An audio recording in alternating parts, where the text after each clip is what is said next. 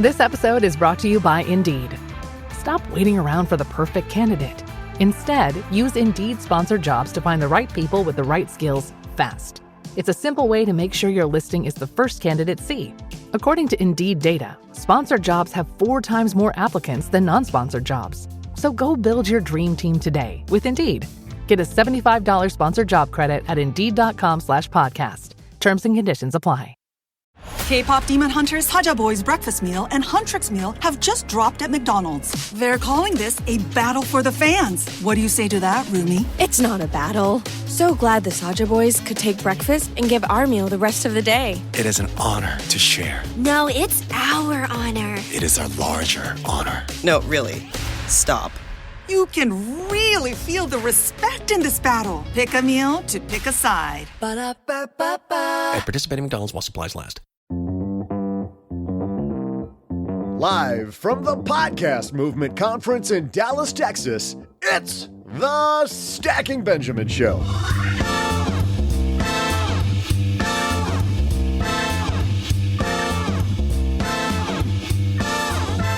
I'm Joe's mom's neighbor, Doug, and on today's show, someone actually let Joe back out in public. Today, we're asking other podcast creators what money concerns their audiences are worried about and how they're addressing those questions. On the microphone, you'll hear the woman who's half of the BiggerPockets Money team, Mindy Jensen, and the woman behind the Military Money Show, Lacey Langford. And they're joined by the great woman who creates the Culture Changers podcast, Allison Hare. But that's not all. At the midway point in this discussion, Joe will throw the action back here to the card table in the basement so I can help you amaze your friends this weekend with some hot money trivia. And now, let's take you to the FinCon booth at this year's Podcast Movement Conference in Dallas. Hey, Joe. Joe, you there? I think we got you. It's Joe Saul-Sehy.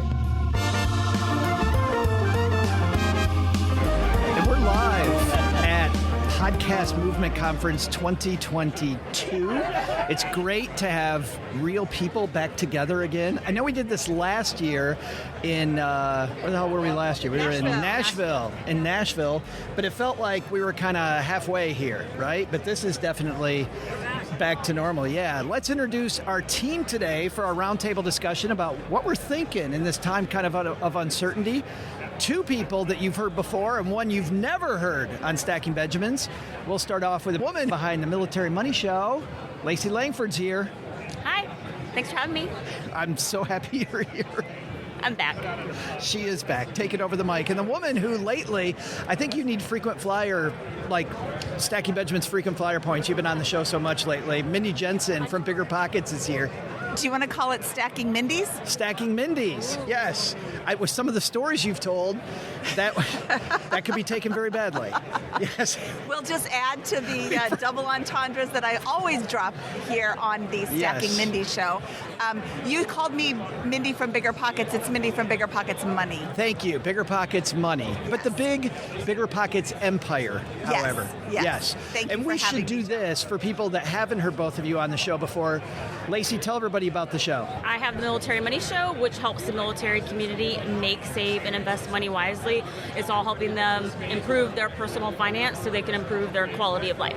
It's awesome. Yeah, and you have a lot of fun, and you always have a game show. Yes. During your show. It's always different, and it scares the hell out of me. You know what? It's meant to be approachable, easy, and cheesy, but it scares almost everybody, which I find confusing because I send instructions. I'm like, don't be scared. It's just going to be this quick game. But I think it's the fear of the unknown. But yes, for the listener, it's really cool to have all these different financial professionals come on and be approachable. To play a game, you might, be there to talk about inflation or something that might be intimidating to somebody. But hearing you play a game makes it the guest or the attendee. The listener is more familiar and comfortable with that person. Well, and what's cool, too, is, if you've got an audience of people in the military, often my nephews right now are in the military. They don't get a lot of money help. They don't get a lot. Don't get me wrong, there's brands out there that are working with people. But, man, the talk between a lot of active duty service members, especially on the enlisted side, may not be what we would want it to be. Right. Well, I think too that, they do get financial education, but it's like going to a doctor. It's very intimate, the relationship about money. Like sometimes you're saying things that you've never said out loud. Like I'm thinking about getting divorced, or we're thinking about having another kid, or I want to quit my job. And finding somebody that you can relate to and hear the message better, because some people, just face it, like you hear them talk and you're like, oh, I don't like their personality, we're just not vibing. But when you find somebody maybe listening to the show or a blog, things like that aren't necessarily the government, I think that is helpful to people to get information and receive it. Yeah, absolutely. Mindy, BiggerPockets Money. BiggerPockets Money is for anybody who has money or wants to have more. She's like, I'm going to do what Lacey could not do. Wait, Which it's for everybody. You have money or you want to have more. I'm so happy we finally have her here. I follow her on Instagram. She's always doing something crazy, like not going to work anymore. We might talk about this big walk she took. We might talk about psychedelics. We might talk about all kinds of stuff. She definitely has her screws tightened. From the Culture Changers podcast, Allison Hare's here. Yay! Hey, thank you so much for having me. I'm excited to do this. Welcome to the Culture Changers podcast. Yes. Tell us about it. So Culture Changers podcast has been around for 3 years. Typically, I interview people whose work breaks convention and changes how the rest of us live. But really, it's through the lens of how can I change a culture? How can I get involved? So it usually is almost like a journey of self-development, and because of that self-development, it impacts the culture on a greater lens, because people are feeling like, I want to make a bigger impact, and they don't know how. I love industry conferences because you and I met here last year in Nashville, but a year ago, I know you were really excited about Culture Changers because you were pivoting the show. Yes. Like you came away from this with some big ideas. I did. Yeah, so I would interview these thought leaders, and they were incredible, like Seth Godin and Jesse Itzler and Heather Monahan and these amazing people, but there wasn't like a consistent theme. So once I started to put it into series where we would cover topics like belonging, and that would include like things about cults or adult friendships and things that people were really, it would kind of be out in the ether, but wouldn't really realize, wait a minute, I am really affected by that. Yeah. Or big changes, or leaving your job. Like just digging deeper into some of these questions that we all have. Yeah, so it really got more of a voice when it became much more personal. Yeah, well, it's super fun. Thank you. Well, it's not always fun. You know what I mean? No. You have some deep conversations, but you'll go on my run with me sometimes, so it's a good time. Oh, that's nice to hear. We've got Allison here, we got Mindy here, we got Lacey here. You know what I've been thinking about lately, Mindy? I'm afraid to ask. Let me tell you what I've been thinking about. Well, running a small business, as you may know, like I do, it is super fun, but it can also be very tough. And when it's time to get a loan, it can feel impossible to find the lender that you actually trust. Big banks say no. The internet, well, that's full of sketchy offers with sky-high rates and fine print you can barely read. Whether you need help covering payroll, managing cash flow, or investing in growth, you deserve better. And that's why I recommend the small business marketplace Fundera, which is powered by NerdWallet. It's a free, easy-to-use platform. It lets you compare real financing offers from trusted lenders, and it's all in one place. And what I like is that you don't need perfect credit to get started. There's no spam, there's no bait and switch, just personalized options that fit your business needs. Nothing I like better than a place that treats me the way that they would want to be treated. Using Fundera is a super way to quickly compare options and make your best funding move the way any great business owner would. Here's the best part, though. For a limited time, when you visit nerdwallet.com/SB and fill out the no obligation form, you're going to get VIP treatment and talk with a real person who knows all the ins and outs of small business lending. And you can tell them specifically what you're looking for. They can tell you specifically which options you should probably consider most. Don't risk your business on unreliable lenders. Go to nerdwallet.com/SB to learn more and find the funding you deserve. Fundera Inc., NMLS ID number 1240038. Well, there's nothing that relieves stress more when you have had a long day, you are completely fried, and you're thinking to yourself, maybe I'll just go out to dinner. But then you think about all those calories, all that money out of your wallet, and then you realize that you can eat healthy because you found Factor. Factor is ready in 2 minutes. Factor shops, preps, cooks, and delivers straight to your door, so you have more time for everything you love this spring, and you don't have to worry about eating healthy and going outside your budget because you've got the food sitting there in the fridge that you had pre-planned. What is Factor? Well, Factor has meals built around your goals, whether that's weight loss, overall nutrition, more protein, or GLP-1 support for strength and workout recovery. Check out Factor's Muscle Pro collection.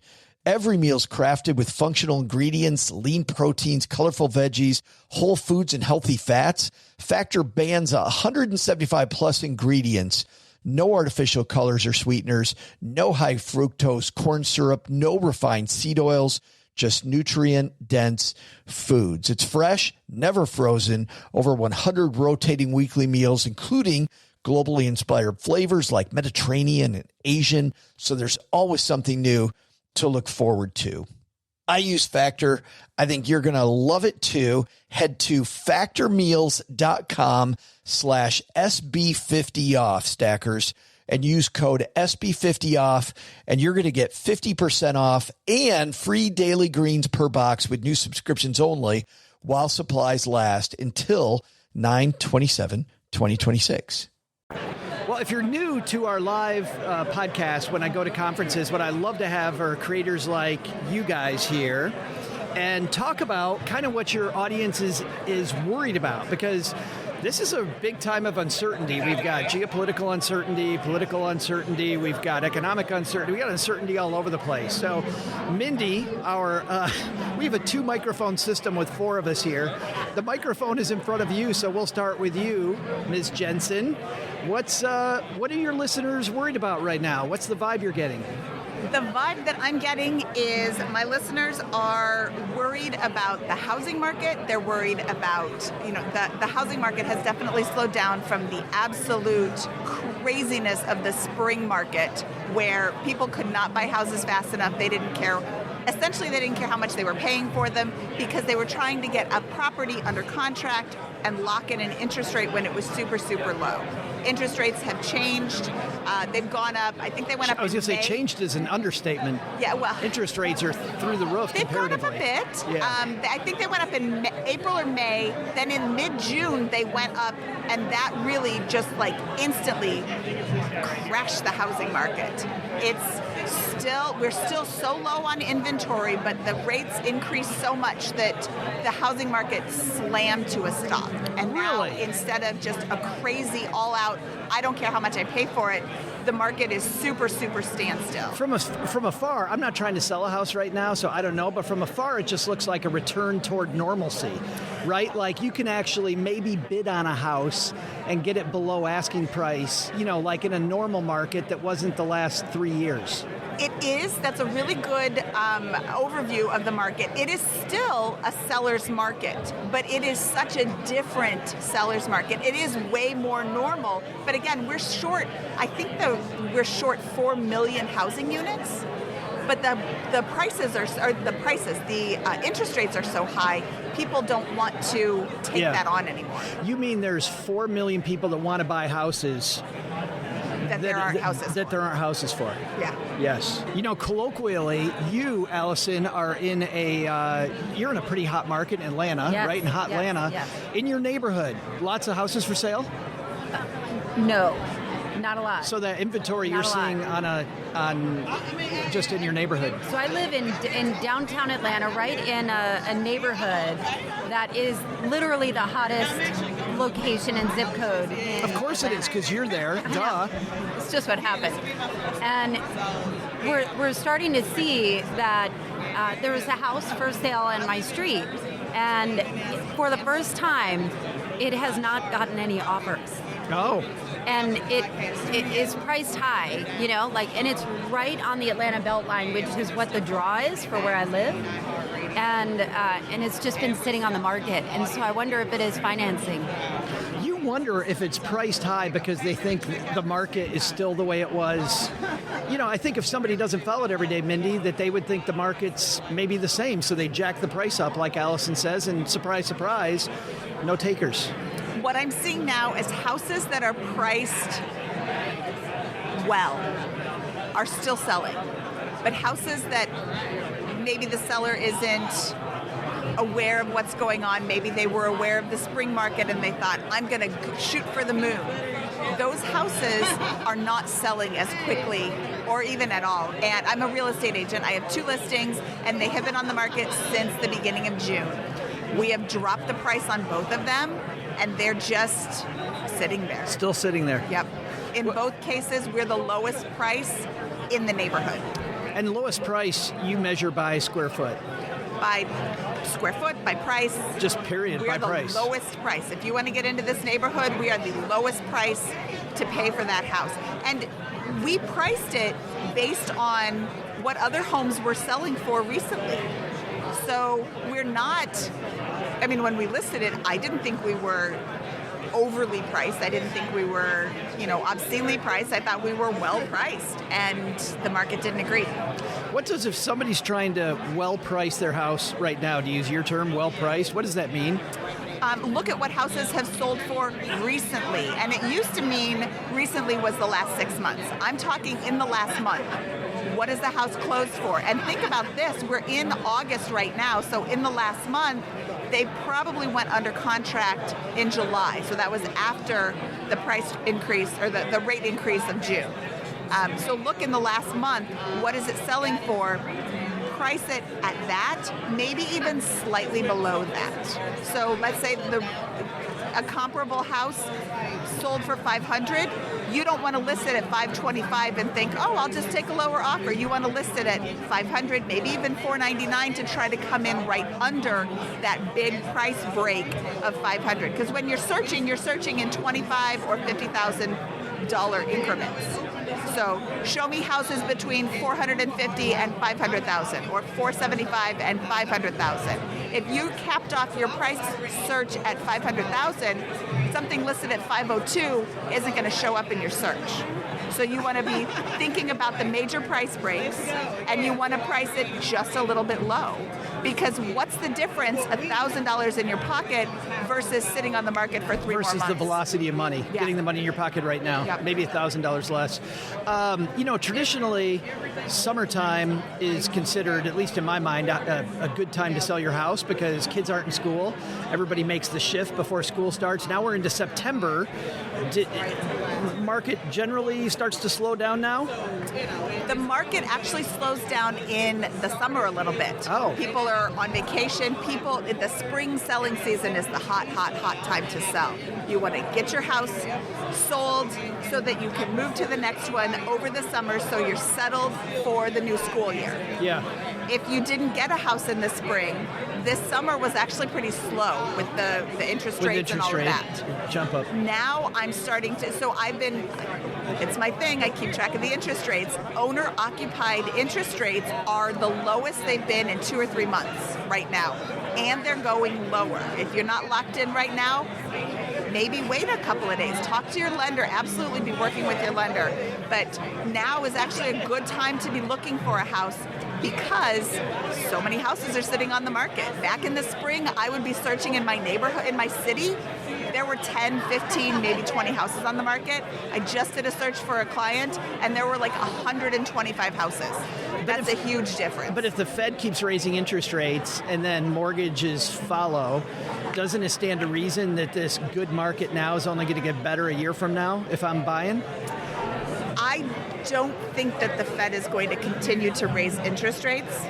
Inflation is coming into check. The most recent interest rate numbers were lower than expected. Much more static. Yes. Yeah. And supply chain issues are starting to get worked out.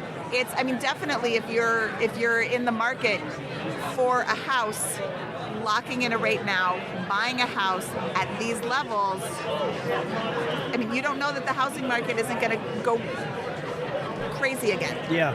Lacey, you're in the Raleigh area. I remember I tried to move to Raleigh in like 2000. part of me wishes I would have moved there in 2000 because my house would be worth like $1 bajillion now with how much prices have gone up. Have you seen the same slowdown that Allison and Mindy are seeing? I think so, yes. In the military community, it has really slowed down. It's interesting that you brought that up, that impacting your community, because the housing market has been almost in a crisis mode for the military because it's been forcing them to break their budget. So they get their basic housing allowance, and that amount hasn't been enough to cover the cost for especially areas like San Diego, and then not being able to find a place. So you have orders to move to a different location. You're trying to either rent a place, and rentals were scarce in many of the areas, and if you could find one, it was above your price range. And I hear in San Diego, especially in the military, people moving in with each other, like having multiple families and houses made for one family. Oh, yes. Well, especially this single service members, house hacking is definitely always been a thing. But yes, I think it's caused people to think outside the box when it comes to their housing. And even the government has given some emergency relief in high cost areas because of the issues, but it's the scarcity, and then they just don't have the budget to compete, especially if they're looking to buy a home. As somebody that's maybe sold a house up north all cash and then is just coming into, maybe different areas and being able to just pay top dollar for it. So the military, it's just caused them to, not have the housing that they want, and then it's causing them to do things like stay behind. So the service member might have to go ahead because there's no housing yet for the family, so it causes, tertiary problems. I want to ask you specifically, before we move on, about renting. Because, I'm seeing a lot of social media grief right now that landlords are finally reclaiming all the money that they couldn't raise their rent during COVID. They couldn't kick people out. And now you're seeing people across the country reporting that their rent's getting jacked up, right? Yes. If I'm in the military, how do I, even if I'm not in the military, I'm on a fixed income and my rent gets jacked up, what are you telling people to do?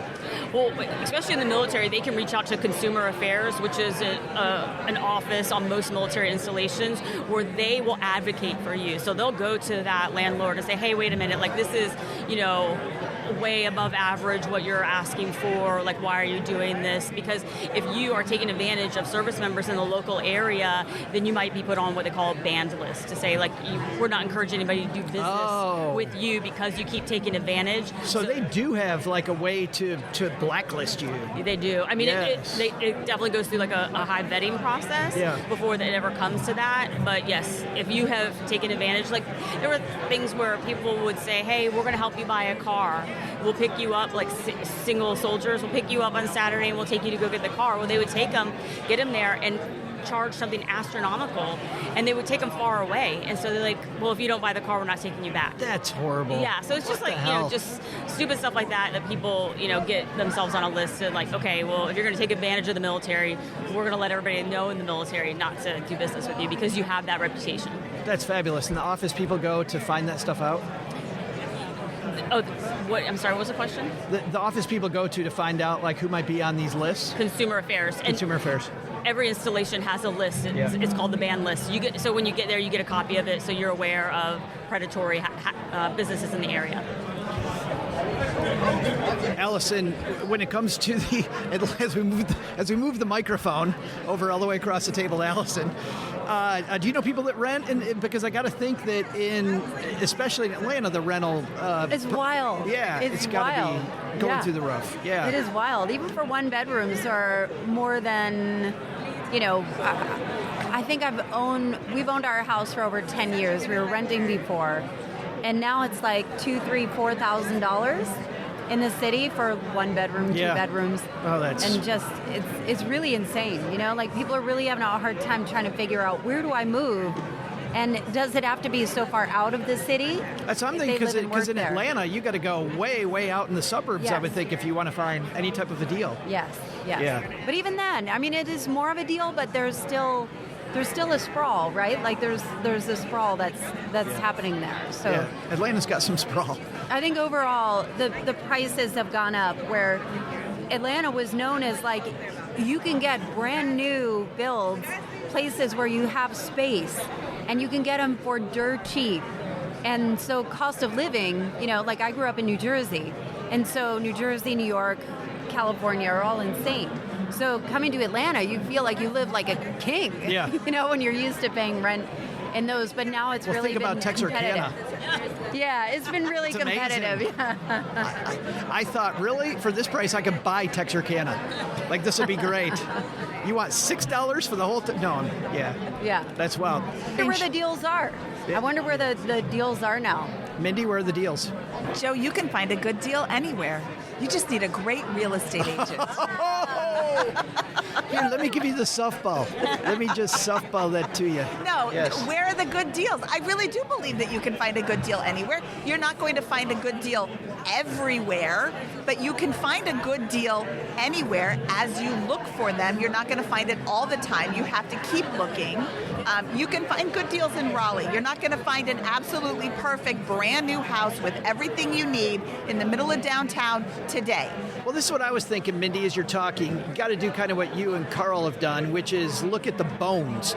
Don't look at the ugliness of the house. Go, you know what? I got to be a little comfortable with fixing some of this up myself.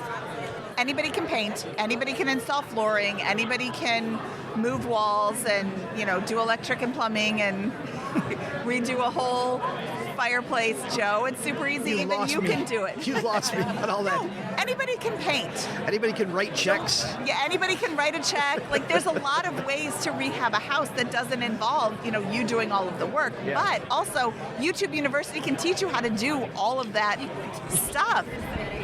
I am a graduate of YouTube University. Let's transition. Tell me what the culture changers are worried about right now. I would say that through the pandemic, after the pandemic, where people are is that they may have decent jobs, they may have climbed the corporate ladder, they may have checked every box where they have what they need, but what they don't have is fulfillment. And it is so hard to figure out, like, okay, I've done all this stuff, now what?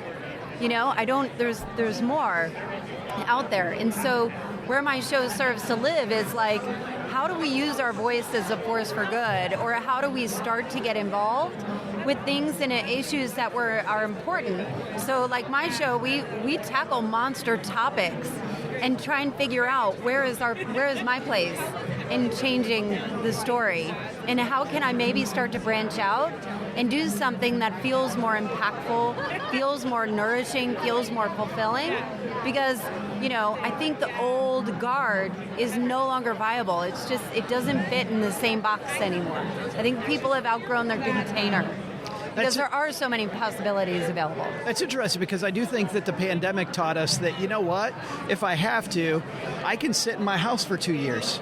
Yes. I can. I have everything inside these walls. Yes. And now I have Zoom, right? Yes. But you're right. There's this general malaise of, is this it? Yes. Is that all? And, the world is rethinking our friendships, our relationships, the ones that matter. There's a lot of talk about introversion and extroversion and ambivert. And what does that mean?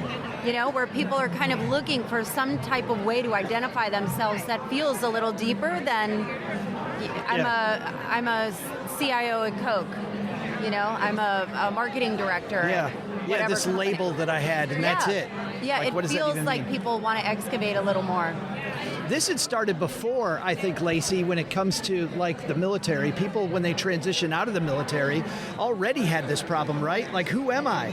I've been working as a whatever in the military forever, and now what color's my parachute? Yes, it's an identity crisis that people have. It's like, I was this, I had maybe rank and more power, and now it looks a lot different. Like, I might not, have certainty in where I'm moving forward in my career. I don't have the same money, maybe. I don't have the same security, because being in the military, there is this security blanket. So it really is an identity shift for people, and it takes a long time to go through that. Do you feel it's worse now, though? Oh, yes. I feel like the military was already struggling with some of those things, and then now this has amplified it. And then being in, the military community is struggling with things like veteran suicide, and even for active duty service members. And I think losing relationships, being further away from people, and then like kind of that thing, like, is this it? Like, what's going on? Like, I'm in the military now. I'm going to be getting out, or they're going through that transition. So I do think it has amplified some of those problems. What do you think the answer is? Plug it in more to your community? I do think that really is it, is getting connected, whether that's finding somebody to go for a run with, somebody that you have something in common with, friendship, like a club, or, I mean, even if it's just like going for coffee every Tuesday morning, something like that. But then also mentorship. I think that's huge, to find somebody that is further along in life than you, that has learned some lessons the hard way, that can start to give you advice and say, this is the playing field. This is what it looks like. You know, you can figure out where you want to be based on the information I'm giving you and other people. I think that helps make a transition in your identity, is having somebody to talk it out with, and that's somebody that has more experience than you do.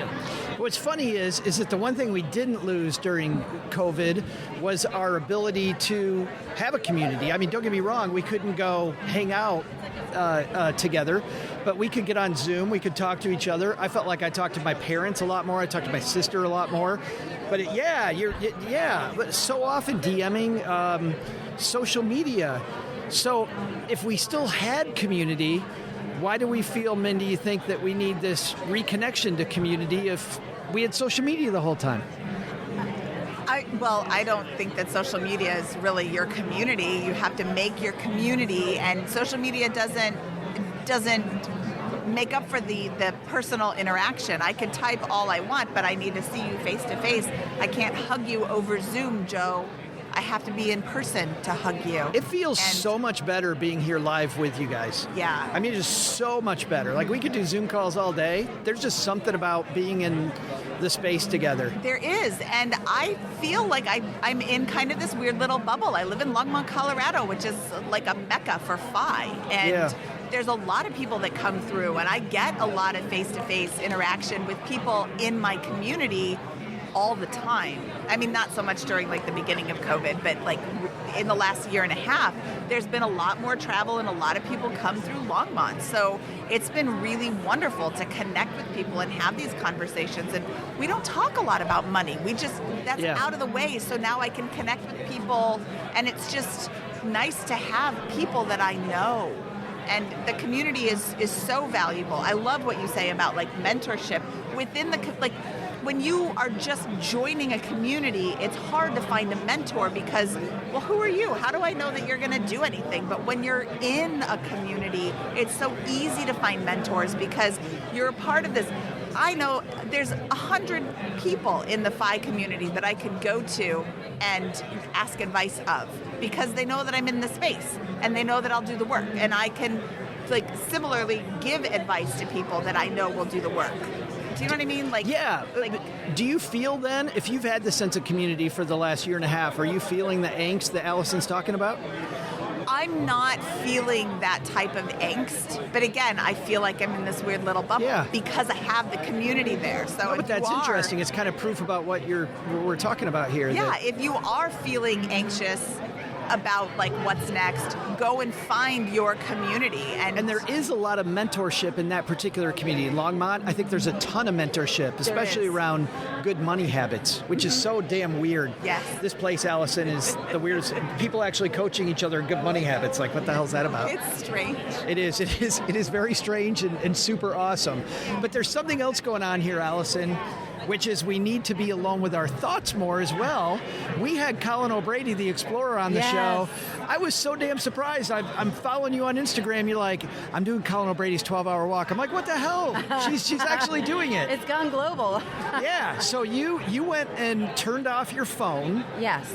And you walked for 12 hours. Yeah. So the concept is that you walk, and to kind of tie off what you're both saying, what I hear from all of this is people want to feel like they are seen and heard. Oh, yeah. And that's being redefined now, and it has everything to do, and it's surrounded by belonging. And so whether it's belonging to a community or belonging in your own body, I think it's all being redefined here. Yeah. And so this 12-hour walk, as you mentioned at the top of the show, I left my corporate job. I worked in technology sales and corporate sales for almost 25 years. and I left my corporate job to pursue. So I'm like in it, where I didn't really have that much of a game plan. It was like, I can't do this anymore. I need to be more aligned. Can I make a run at this podcast thing and pursue all these creative things? So I had a little more time, and I have a limited time to figure this out, right? Like, I don't have endless money. Yeah. And so one of the things that I decided to do is to do this 12-hour walk, because I don't really have a lot of time just with my thoughts. I don't really like my thoughts. I don't really like being alone with my thoughts. And so the idea is that you go out for 12 hours, you walk out your door, and that you have no podcast, no music, no audio books to listen to, no phone, so your phone is on airplane mode, and you just go out in nature for 12 hours by yourself. So no, like, you're not doing it with a friend. Did your thoughts get dark? Oh, dark. I'm like, was it at nighttime? No. No, not did it get dark outside. At some point, Joe, it did get dark outside. I will say, the first 6 or 7 hours, I was actually cheery about things. Like, I'd look around and be like, oh, I never noticed all the butterflies, and look how pretty it is in the city. And like an hour later, I'm like, F Colin O'Brady, this is so dumb. This is a dumb idea. And it was insane. And so the real point of it is, what kind of limiting beliefs come up? So as you're listening to this, you're thinking, could I do a 12-hour walk? I don't have time for that. I need to get fit first. I can't be alone with my thoughts. And those are like an indication of maybe some limiting beliefs that are applied elsewhere. Where are you stopping yourself from things that can make you maybe stretch yourself, whether it's mentally, whether it's physically? I think he kind of wants you to go there, too. I mean, go ahead and go this place where you don't want to go. Yeah. Yes. And so you go there, you're blaming on Colin O'Brady, but I got to think that after the blame game gets over, then you're just like, okay, it's me and these thoughts. In my world, I always knew that I was going to finish it and do it honestly, but it was painful, and what I was surprised at is I didn't mind being by myself, and I didn't mind being without a phone because I was in motion. But if I was like I stopped to eat lunch, and what was very strange is that I didn't have a phone. So if I would accidentally make eye contact with somebody, they'd be freaked out because I didn't have a phone to divert my attention. She's looking at me. We don't look at each other anymore. No. Do that. But what really surprised me is you're going to do it again. I'm going to do it again on September 10th. I don't know when this comes out, but they're doing a global one. September 10th. Yeah, I would think that if you're blaming the guy, you're not going to go right back to that well. That is interesting, because when it comes to these challenges, Lacey, do you think that helps you find fulfillment? We talked about community, but what about this idea of just challenging ourselves to maybe do more? That resonates with me. I think it does. I think often we get caught up with what other people are doing, what they're wearing, how they're spending their money, the house that they have, their jobs, the way that they're living their life, all the soccer games or the sports that their kids are in. And I feel like that, something like that, a challenge forces you to look at yourself and to accomplish it on your own. You're not looking to the outside to figure it out. You're looking inward. And I do find I love to run, love to walk, and those are some of my best times for stress relief, to overcome something. When I can't figure something out, I get a lot of inspiration doing that. I would be more interested in a 6-hour walk than a 12. Yes. So, but I could. But that's I was going to say, what really resonates with me is you guys doing 12-hour walks. Me not doing it. Not me doing it. I just don't know that I would do that challenge, but I think I love to do 5Ks. Like, I do a run up a mountain, 5 miles. So it's each has their own physical challenge, but if you're doing a running or a triathlon, maybe you don't have as much time for your thoughts versus I got to haul my butt up this hill or, and run or something like that. So I think it just depends. I couldn't imagine myself running. And even during that 12-hour walk, I would think about people like Colin O'Brady and Jesse Itzler who would run for 24 hours. The sickness. Run. And I was like, there's no way I could pick my feet up right now and run. But what if I could? So that was almost the Which challenge. is funny, though, because you coach dancing, don't you? Yeah, I'm a dance fitness instructor. I got certified in 2020 after never dancing before. The pictures I Just see fell in of love you with the look like format. you're running in place all the time. Look like you're totally running, Allison. No? It's funny because, I can dance for hours because I love the dance, but I'll run for like 10 seconds and I'm like, I'm definitely going to die. There is no fire. There's no zombies. I'm out. Yes. All right. We have one more topic. We've got Lacey Langford's topic coming up. But before that, we're going to send it back to Mom's basement because Doug's got some trivia for us. Hey there, Stackers. I'm Joe's mom's neighbor, Doug, and I'm loving this conversation, aren't you? I'll throw it back to Joe in just a moment, but how about some podcasting-related trivia on today's show so you can impress your friends this weekend? You know, all those friends you have wondering about podcasting trivia? While most podcasters never make a dime and create shows only because they love it, one big-name podcaster who makes lots of money is none other than comedian Joe Rogan, largely believed to be the highest-paid podcaster in the world, making over $30 million from his podcast alone.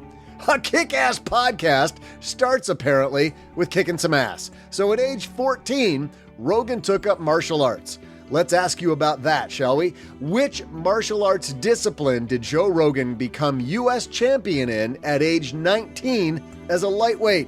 I'll be back with the answer right after I figure out how to call someone at Spotify to offer us a big deal. Hey, Joe, I know that you drive that hunk of junk, so maybe you need to go get yourself a new set of wheels. I just recently picked up my brandy new car. Well, it's been about a year, but when I did, went through Navy Federal Credit Union. And as you know, having talked about Navy Federal Credit Union for a long time, dude, it's super easy. Talk about a fully loaded car buying experience. You can finance it, buy it, protect it, enjoy your auto purchase, all from one convenient place. You get your pre-approval done, and then you can go shopping. It's good for 90 days. And with great rates, you can know that you're going to get a good deal. When I did mine, they had the check waiting at the bank. I just had to walk into the branch and poof, there it was, ready to go. So it's super helpful. You get member-exclusive savings on Carfax, SiriusXM, and more.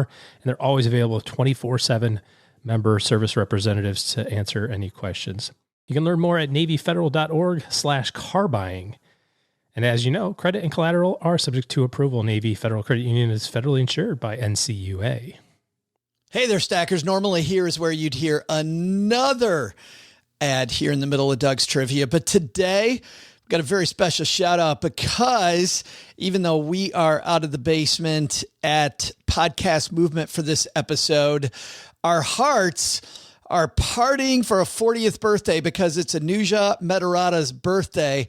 He not only works as a cardiologist, guys, but he also helps other people achieve financial success. So here's a guy who's saving lives and on the other side, helping people achieve financial success. And we are so happy that he's a stacker. So happy birthday to you, Anuja. Hope you have a great day. Glad you're helping us in the mission to help more people stack more Benjamins. And by the way, super thanks to your awesome spouse, Sophia, for letting us know that you're doing all this great work. Hope you have a great day, man. Hey there, Stackers. I'm basement holder downer and weekend window washer Joe's mom's neighbor, Doug. Today, we're talking about a guy who's built huge stacks of Benjamins, Joe Rogan. Here was the question. After taking up martial arts at age 14, Rogan won the U.S. championship in what discipline 5 years later? The answer? Joe Rogan became U.S. champion in Taekwondo at age 19. He also became a kickboxer later, but quickly made his way and a fortune in comedy and podcasting. All right, let me press this button here and send you back to Joe Saul-Sehy, Allison Hare, Lacey Langford, and Mindy Jensen in Dallas, Texas at the Podcast Movement Conference Expo floor. And we're back, live in Podcast Movement with Allison Hare from Culture Changers. If you just joined us, which would be weird because you start podcasts from the beginning, Allison Hare. It's an NPR show? That's right. If you're joining us now, what kind of moron are you that you'd start at the halfway point? Number one. Probably somebody who listens to your show. Somebody from the basement. That's right. Allison Hare from Culture Changers is here. Mindy Jensen from BiggerPockets Money, and Lacey Langford from the Military Money Show, which it's your turn. What's the community worried about? I think breaking the budget. Right now, with the cost of food going up, all of the craziness from the housing market, it's already put people probably over their budget. They're overspending, going into more debt. And then I think there's this concern with being able to meet their needs. Their income isn't going up. Well, it might next year.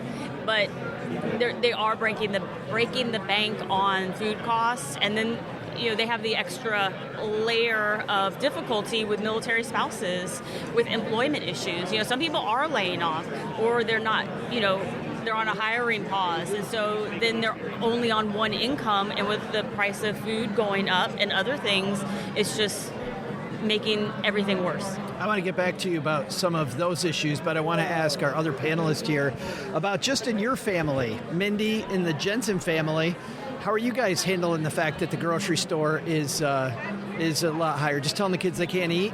Yes, I'm definitely telling the kids they can't eat. I'm telling them tough luck. There's dirt in the backyard. You're telling your daughter who plays the bassoon? Bassoon. You're telling her that she's got to go get an Imagine Dragons or something. Bring in some money. No, I'm shopping our pantry a lot more.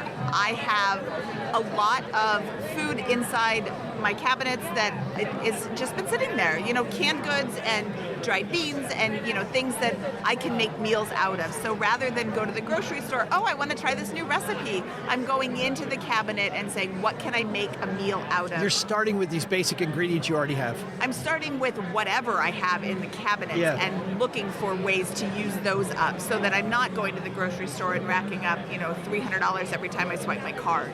And that's been really helpful on a couple of levels. I want to get out of the food hoarding business that I've been in forever, and also to not spend so much money at the grocery store. I don't know that everybody has that ability. I definitely have that ability, which is really terrible. I also have a lot of food in my freezer. I really don't want to waste food, not that you can tell by how much is in my house right now, but I don't want to waste food, so I'll be like, I'll just throw that in the freezer, and then I never use it. So I'm really trying to use what's already there first. I think that's so awesome, but the obvious question is, what do you do when you finally end? Because that's a phase. You can't keep discovering stuff forever unless you're way more of a hoarder than you let on. Well, I am way more of a hoarder than I let on. But yes, eventually I will run out of food and I will have to go to the grocery store. Getting back to the whole natural foods and not going prepackaged is going to be very helpful too. The dried beans instead of the canned beans. I don't know why I had it in my head that they were the same price. They're not.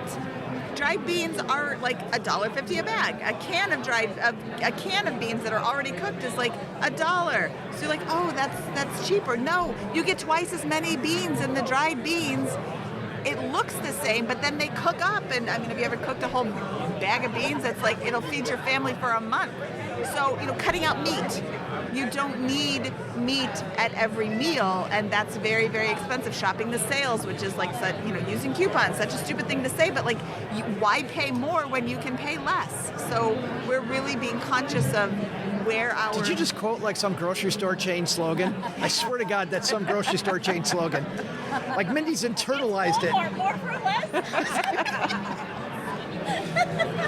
Mindy's hey, my bologna has a first name. It does. I just thought of it. My bologna has a first name. It's generic.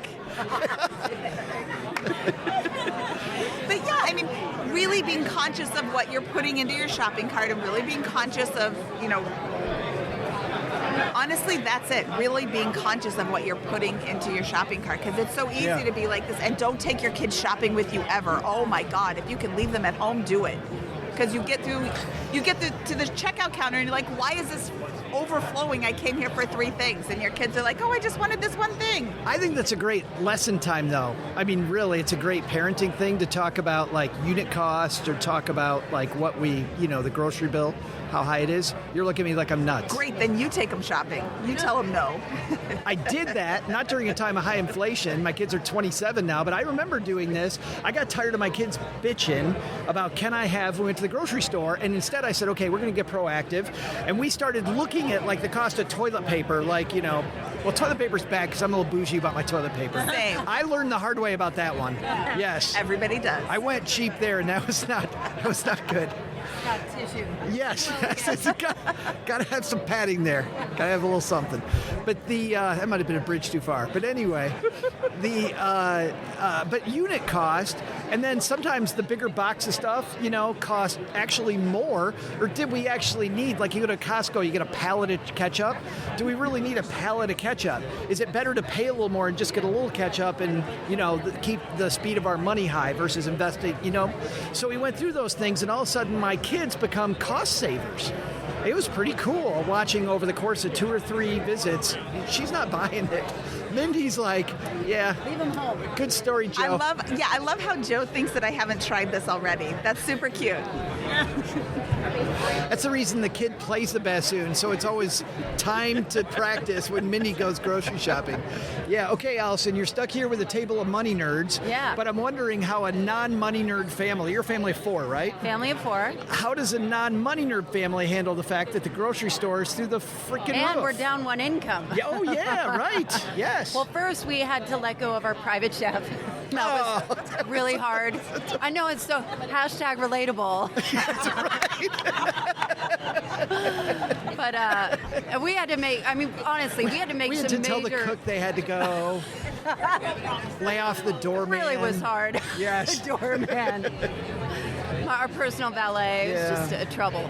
But no, it was, we had to make some adjustments immediately because we're down 1 income. So we're not eating out. We're not, we're trying to, my husband is actually the cook in our house. He loves to cook, but we're all not great eaters. And so my husband is like a total foodie. And so we rob him of all of his joy of cooking because he's got to cook like 4 different meals.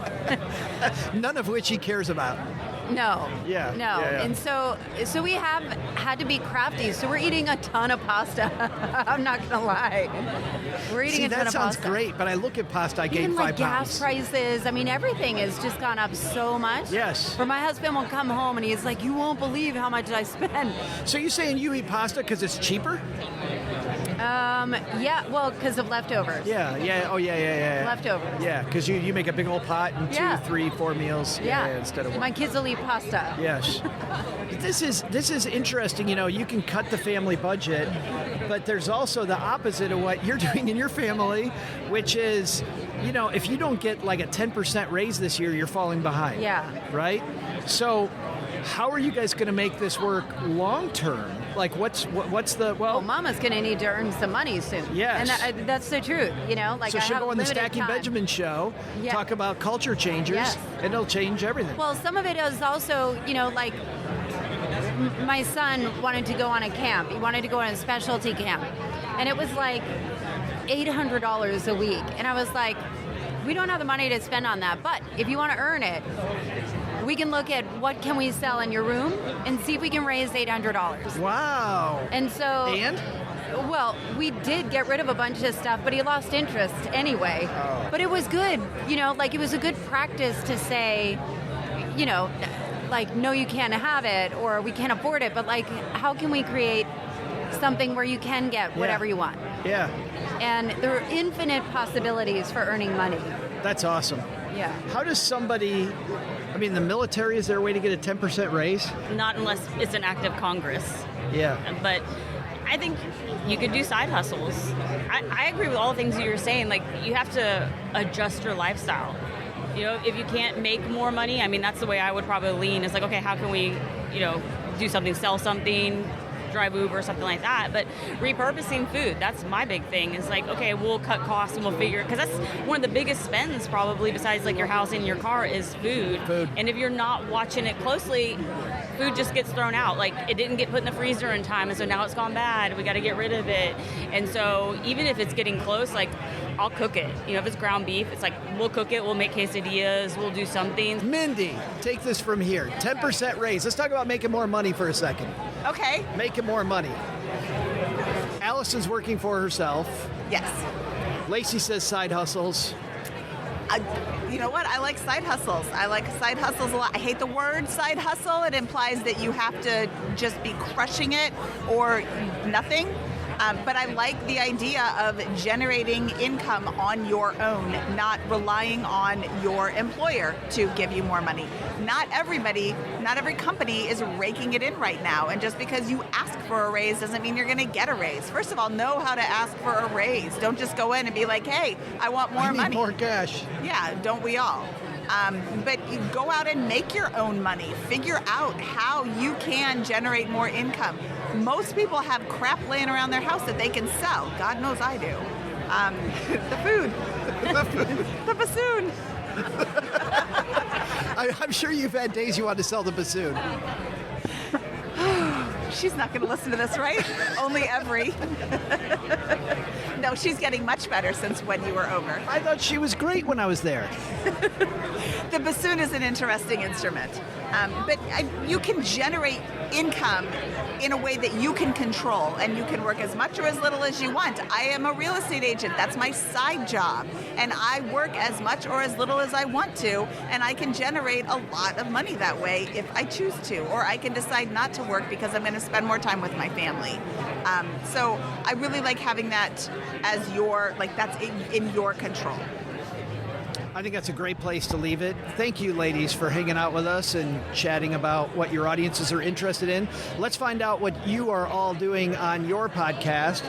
We'll start with Allison because you haven't been here before. What's coming up soon in September here in Culture Changers? I'm doing a series on work culture, which I think is going to be interesting. Which is amazing because you just left. Right, but I have big opinions on it, and I have some experts coming on. And then beyond that, I'm going to be doing a series on spirituality, even the psychedelics and some of the indigenous practices around spirituality as well.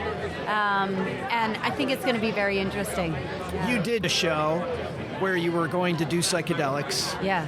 Just the very quick TLDR answer. Too long, didn't read? What's the good or bad?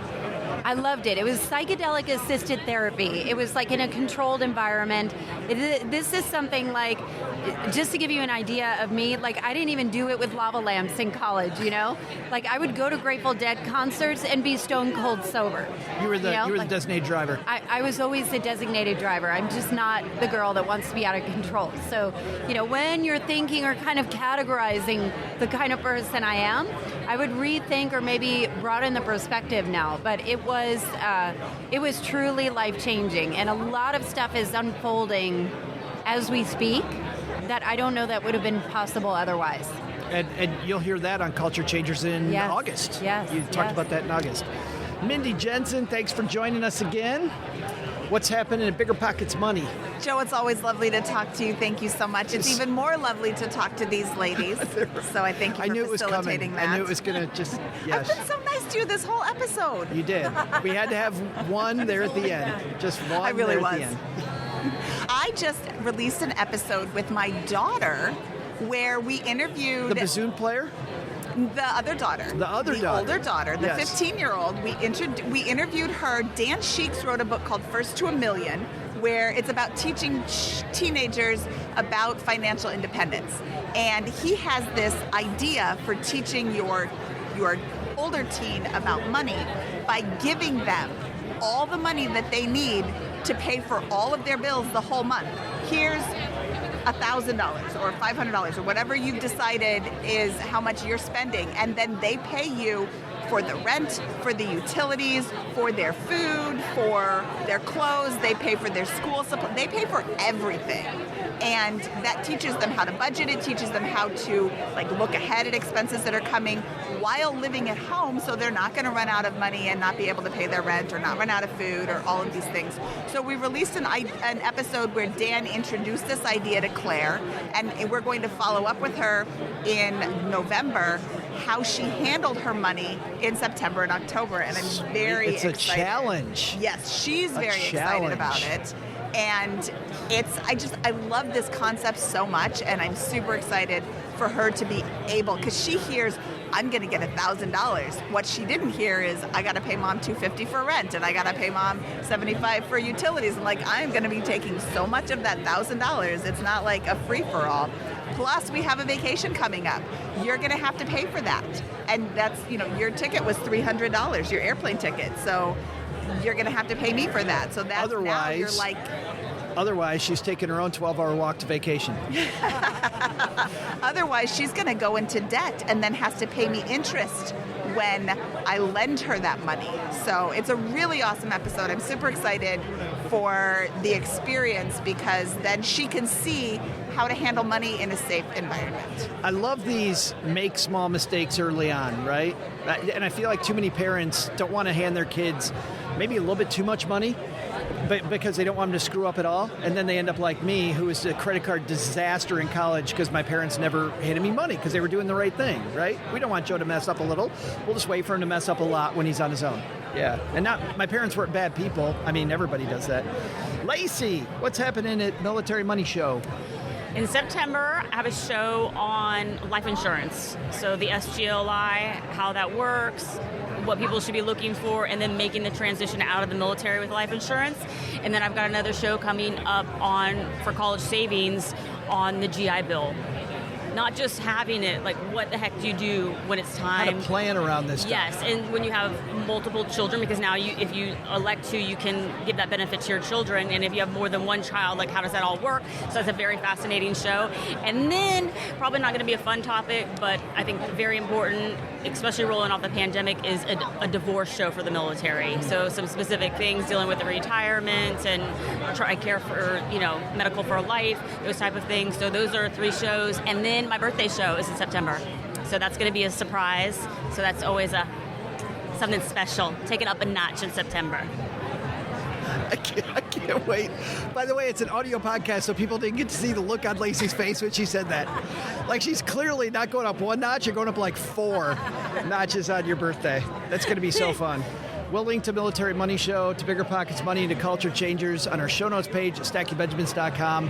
Doug, we'll send it back to you, man. What should we have learned today? So, what should we have learned today? First, real estate? It's a tight market, but not like it was a few months ago. Learn to show your house well if you're going to sell. Second, those thoughts in your head? Maybe a 12-hour walk like Allison did is a great idea, even if you really don't want to be alone with them. But the big lesson?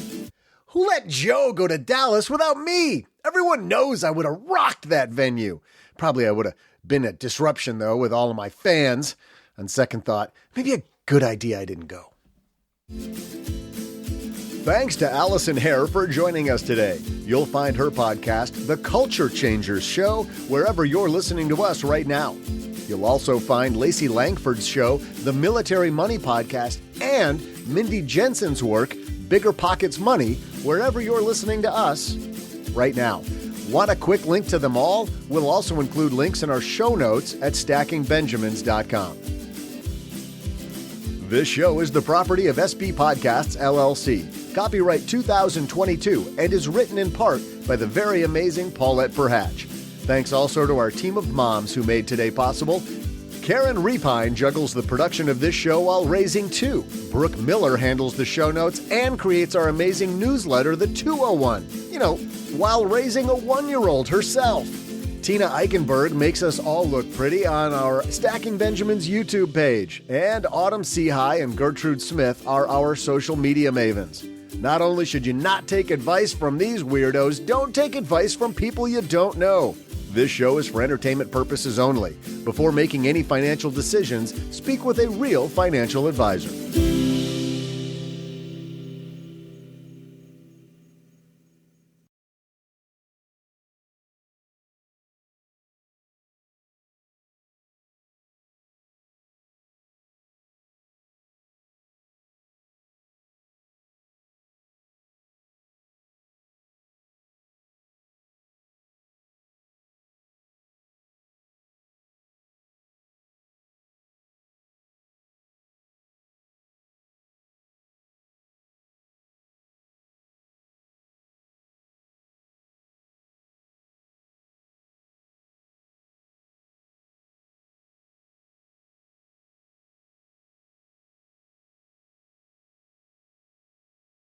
Welcome to the after show. This is the part of the show that doesn't exist.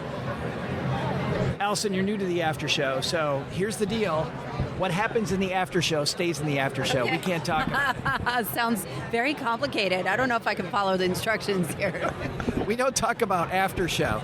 We're watching you. I don't know. You know what? G and I was talking with Doug about what shows we're watching. We never get other people's shows, either TV shows, movies you're watching. So, Lacey, you've got one you like. Blackbird. Have you seen it? Anyone? No. Blackbird? It's on Apple. It's based on a true story. Kind of, when you see the preview, it looks a little scary. Oh, is this the one with is it Taron? The guy that played Elton John. Yes, and he was in The Kingsman. Yes. Taron Eggert or Egglesworth or yeah. Eggles. Boy, if only we had a device where we could look this stuff up. If only there were a device out there.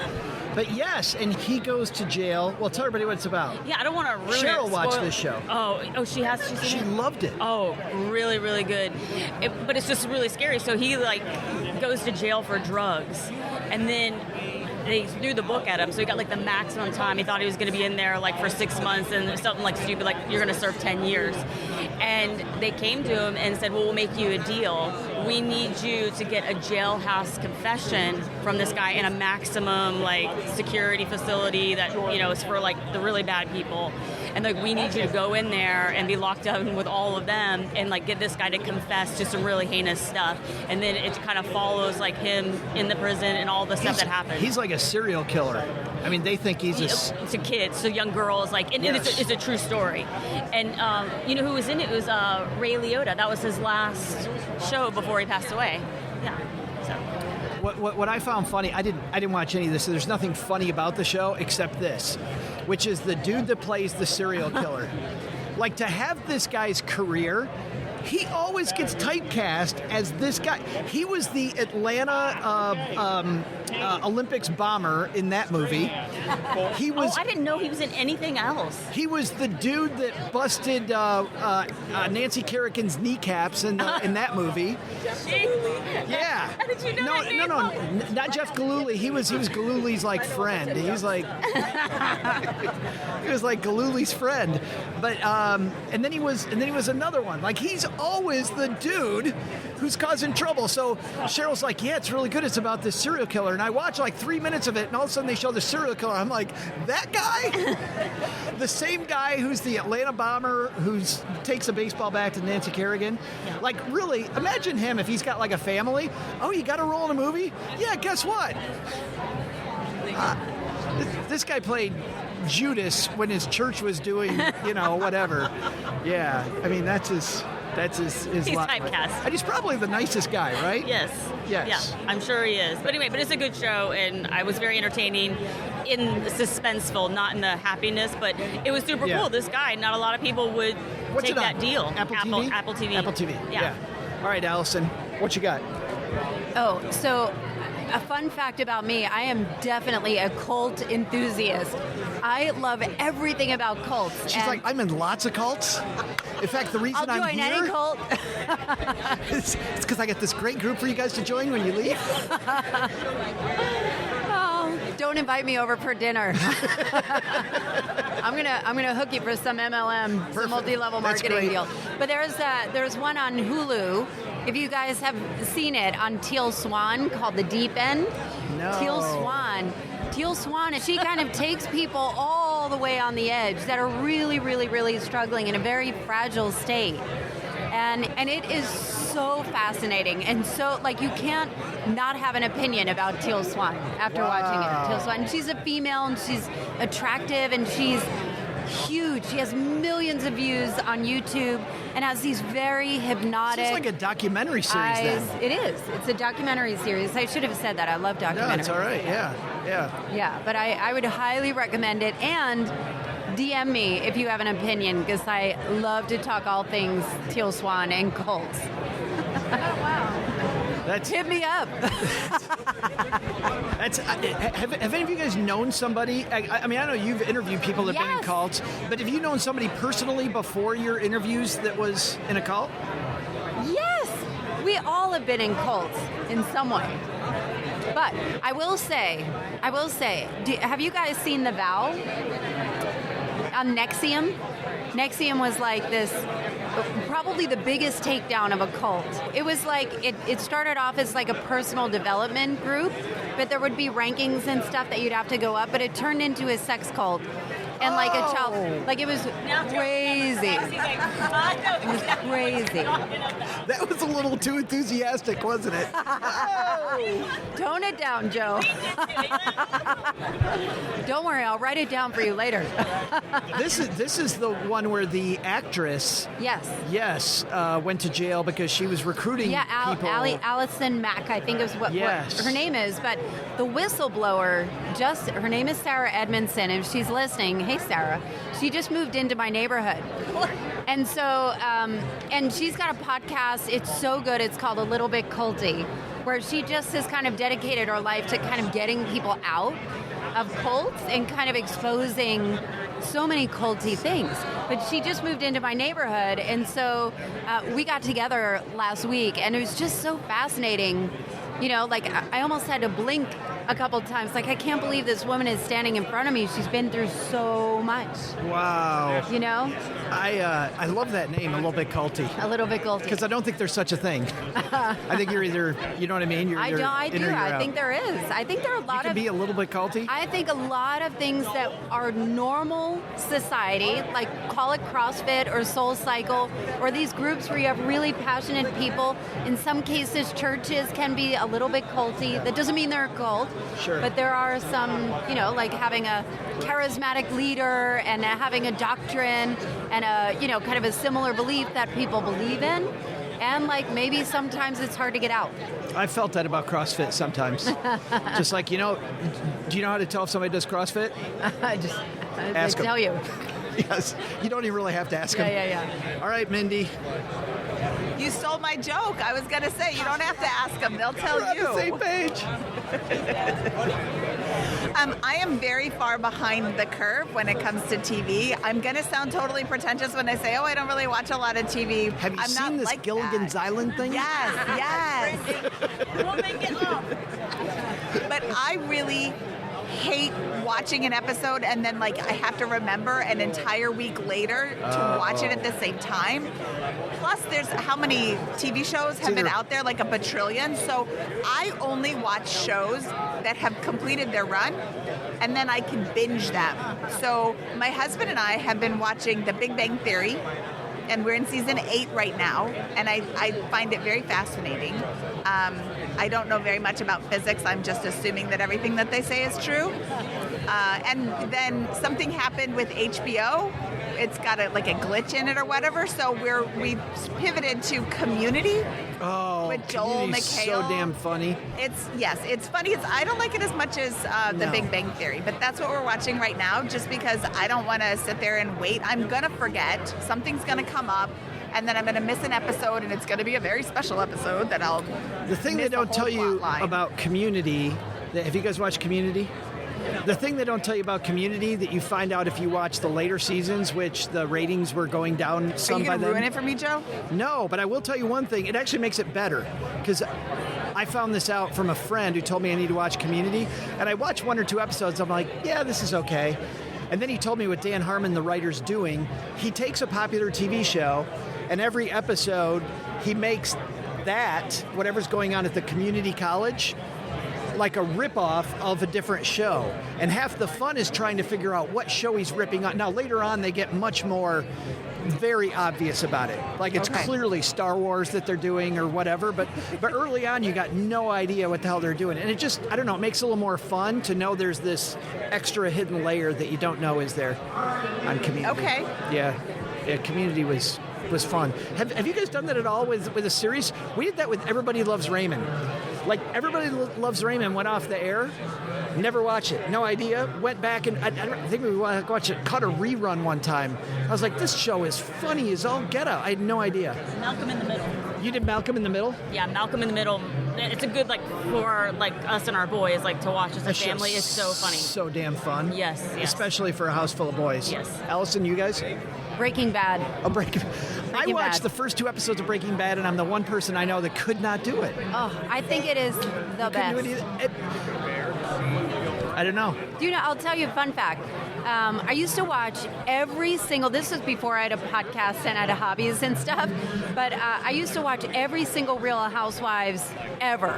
I knew every character, every season, all of it, all the reality shows. And I decided to watch Downton Abbey, and I have never watched, it was the first show I ever binged was Downton Abbey, because I could not believe that there was such captivating storytelling out there, and I've never watched a reality show since. Heaven. Isn't that crazy? And you know what's funny? The Downton Abbey movies, if you're a fan of the show, you go see it. Did you see the movies? I don't know if I did. Because when you go to the movie, I'm like, oh, Downton Abbey, it's been a while. They play that damn theme music right at the beginning. and and you're it's in it. It's like I'm putting on my favorite sweater. You know what I mean? Can we talk about theme songs and how hooky and addictive they are? Like you think about them when you're trying to sleep? Like you want to hear it, like Stranger Things? Is that just me? Y'all have blank stares on your faces. It's nice. No, that is just you. Okay, right.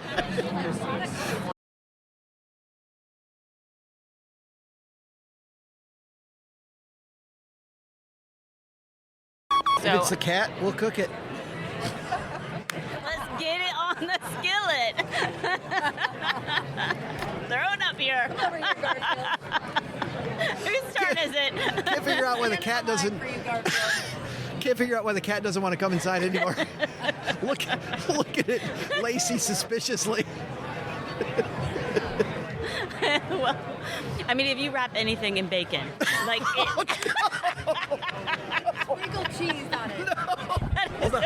Sprinkle cheese on it. A lot of salt. Some Old Bay goes a long a way. little taco seasoning. Here come the PETA people giving us the 1-star review. It's all on Lacey. Give Lacey the 1-star review, not me. You can reach Joe at Stacking Bench. No. And his phone number is Nice. 1-800-I-EAT-CATS. This show took a turn. I don't know what happened there. It took a dark turn, like Pet Cemetery turn. All of a sudden, wow. It's Mindy.